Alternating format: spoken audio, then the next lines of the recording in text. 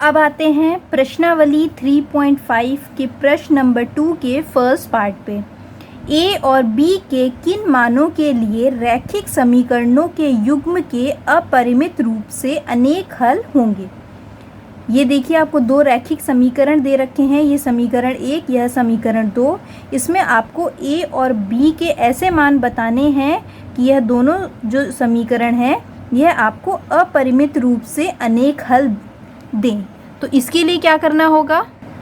तो बच्चों, आपको मालूम ही है कि अपरिमित रूप से अनेक हल कब मिलते हैं हमको, जब जो रेखा युग्म होती हैं वह कैसी होती हैं, वह होती हैं संपाती रेखा युग्म होती हैं। और संपाती रेखा युग्म कब होती हैं? जब a1/a2 बराबर होता है b1/b2 के, बराबर होता है c1/c2 के। जब ये वाली हमको कंडीशन मिलती है तब हमको अपरिमित रूप से अनेक हल मिलते हैं। ठीक है, तो इसमें भी हमें यही कंडीशन चाहिए होगी, यानी कि यहाँ पे देखिए, यहाँ पर a बराबर क्या है? a1 बराबर है 2, b1 बराबर है 3 और c1 बराबर है 7। और यहाँ पे a1 बराबर है a माइनस बी, b1 बराबर है a प्लस बी और c1 बराबर है 3a plus b minus 2, 3a plus b minus 2। अब हम इसी कंडीशन में इनको रख देंगे, तो a1/a2 रखेंगे, यानी कि 2/a माइनस बी। तो 2/a माइनस बी बराबर 3/a plus b equal to 7/3a plus b minus 2, 3a plus b minus 2। तो ये कंडीशन होनी चाहिए अगर हमको अपरिमित रूप से अनेक हल चाहिए। तो हम क्या करेंगे, पहले ये जो दो समीकरण हैं इनको हम एक साथ ले लेंगे और फिर इन दो समीकरणों को एक साथ ले लेंगे और फिर इसको सॉल्व करेंगे। कैसे करेंगे? पहले इन दो समीकरणों को एक साथ ले लेते हैं, क्योंकि इक्वल टू का साइन है, यानी कि यह दो जो हैं अनुपात हैं वह बराबर हैं। तो यह अनुपात हम ले लेंगे इस तरह से, 2/a माइनस बी बराबर 3/a प्लस बी। उसके बाद तिर्यक गुणा कर देंगे तो ये हो जाएगा 2a plus b equal to 3a minus b. ठीक है, उसके बाद इसके अंदर गुणा कर देते हैं, हो जाएगा 2a plus 2b equal to 3a minus 3b। तो 2a, ये 3a इधर भेज देते हैं, माइनस के 3a हो जाएगा और प्लस 2b, ये 3b को इधर भेज देते हैं तो ये प्लस का 3b हो जाएगा, इक्वल टू आ जाएगा 0। अब 2a में से 3a गया तो कितना बचा? माइनस का a plus 2b plus 3b कितना हो जाएगा? 5b equal to 0। यह बन गया आपका पहला समीकरण। उसके बाद हम इन दो जो ये आपको रेशियो दे रखे हैं, यानी कि अनुपात दे रखे हैं, इनको हम आमने सामने रख देंगे तो ये हो जाएगा 3/a plus b equal to 7/3a plus b minus 2। अब हम इनका तिर्यक गुणा करेंगे, तो सीधे सीधे कर लेते हैं तिर्यक गुणा। 3 का गुणा 3a में करेंगे तो कितना आएगा? 9a। फिर 3 का गुणा b में करेंगे तो आएगा प्लस के 3b, और फिर 3 का गुणा -2 में करेंगे तो आएगा माइनस के 6। इसी तरह 7 का गुणा a में करेंगे तो 7a प्लस 7 का गुणा b में करेंगे तो 7b।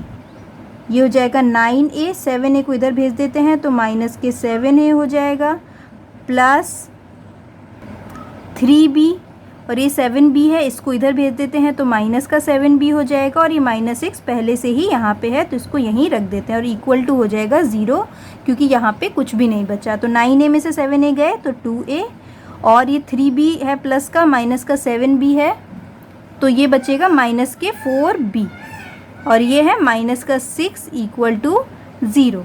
तो इसको लिख सकते हैं हम 2a माइनस 4b, और माइनस का 6 उस तरफ चला जाएगा तो हो जाएगा 6।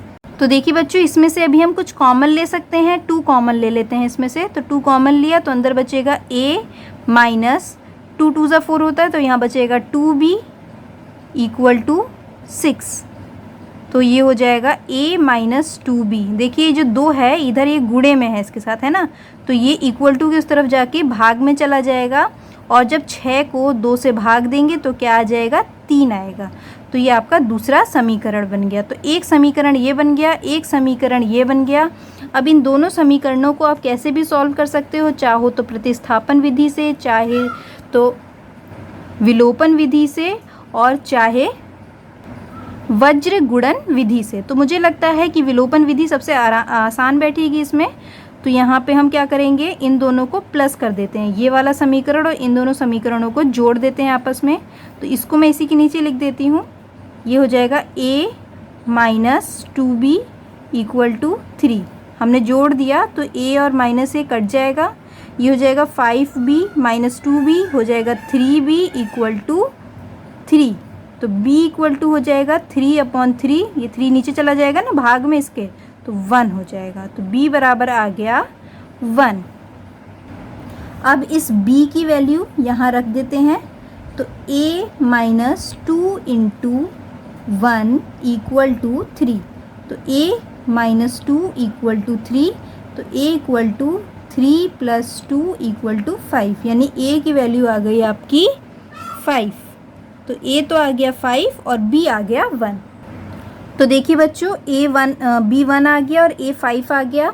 ये जो हमने कंडीशन रखी थी संपाती रेखाओं की, जिसमें अपरिमित रूप से अनेक हल हमको मिलने वाले थे, इसी में हम a माइनस बी की वैल्यू निकाल देंगे। तो कैसे निकालेंगे, देखिए 2/a माइनस बी। a क्या है 5, 5 माइनस 1 यानी कि 4, 2/4 equal to 3/a plus B, यानी कि 5 प्लस 1, यानी कि 5 प्लस 1 कितना हो जाएगा 6, इक्वल टू 7/3a। 3a यानी कि 3 5 ज़ा 15, है ना। 3a का तो यही मतलब होगा ना, 3 गुणे a।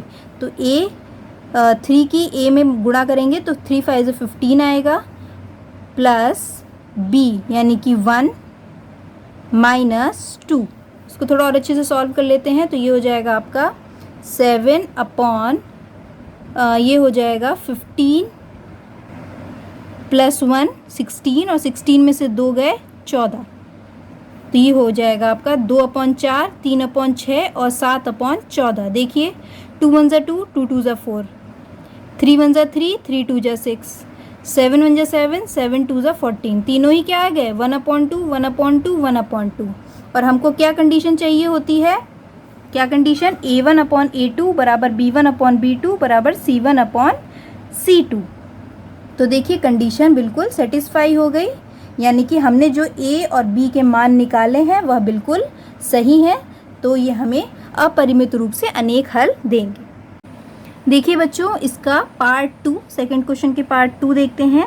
k के किस मान के लिए निम्न रैखिक समीकरणों के युग्म का कोई हल नहीं है। यानी कि इसमें हमको k का वह मान निकालना है जिसमें इन दोनों रैखिक समीकरणों का कोई भी हल ना निकले। तो कोई हल ना निकले उसके लिए क्या कंडीशन होती है, उसके लिए कंडीशन होती है a1/a2 बराबर होना चाहिए b1/b2 के, और बराबर नहीं होना चाहिए c1/c2 के। तो ऐसे में जो रेखा युग्म होती हैं यह समांतर होती हैं, और समांतर रेखा युग्म के कोई हल नहीं होता। तो इसी को हमको इसमें रखना है, यानी कि 3/2k माइनस 1 बराबर होगा, y का गुणांक क्या है 1, 1/k माइनस 1 के बराबर नहीं होगा 1/2k प्लस 1 के। समझ गए ना बच्चों। देखिए यहाँ पे हम लिख देते हैं ताकि और क्लियर हो जाए। a1 क्या है 3 है, b1 क्या है 1 है, और c1 1 है। इसी तरह यहाँ पे a2 क्या है 2k माइनस 1 है, b2 क्या है k माइनस 1 है, और c2 क्या है 2k प्लस 1 है। देखिए इसी तरह हमने इसको रख दिया है, यानी कि ये दोनों तो बराबर आना चाहिए पर ये दोनों आपस में बराबर नहीं आना चाहिए। तो इन दोनों को हम आमने सामने रख के सॉल्व कर लेते हैं। तो ये हो जाएगा आपका 3 2k - 1 इक्वल टू 1/k - 1। इसका तिर्यक गुणा करवा देते हैं। तो ये हो जाएगा 3 का k से गुणा कराया तो 3k, और 3 का -1 से गुणा कराएंगे तो -k3 इक्वल टू 1 का इस पूरे से गुणा कराएंगे तो यही आ जाएगा, तो जाएगा 2k - 1। अब 3k, अब जो 2k है इसको हम इस तरफ ला सकते हैं, तो ये -2k हो जाएगा, -3 यहीं रहेगा, और -1 भी हम इसी तरफ ले आते हैं तो ये +1 हो जाएगा इक्वल टू 0। 3k में से 2k गया तो कितना बचा k, और -3 में -3 और +1 है इधर, तो ये कितना बचेगा, ये बचेगा -k2 इक्वल टू 0। तो k बराबर क्या मिल जाएगा हमको, k बराबर मिल जाएगा हमको 2, यानी कि k की वैल्यू अगर हम यहाँ पे 2 रखते हैं तो हमको यहाँ पे कोई हल प्राप्त नहीं होगा। आप चाहे तो चेक कर सकते हैं, देखिए k की वैल्यू 2 रखनी है ना, तो 3/2 इंटू k की वैल्यू क्या है 2 - 1 equal to 1/2 - 1 not equal to 1/2 into 2 + 1। तो ये देखिए 3/2 2 ज़ा 4, 4 - 1 3 equal to 1/1 not equal to 1/2 2 ज़ा 4 + 1 5। तो देखिए बच्चों ये आ गया 1/1 बराबर 1/1 और बराबर नहीं 1/5। तो हमको ये जो कंडीशन थी A1/A2 बराबर B1/B2 नॉट बराबर C1/C2, ये हमको यहाँ पे मिल गई, यानी कि जो हमने k की वैल्यू निकाली है यह बिल्कुल सही है।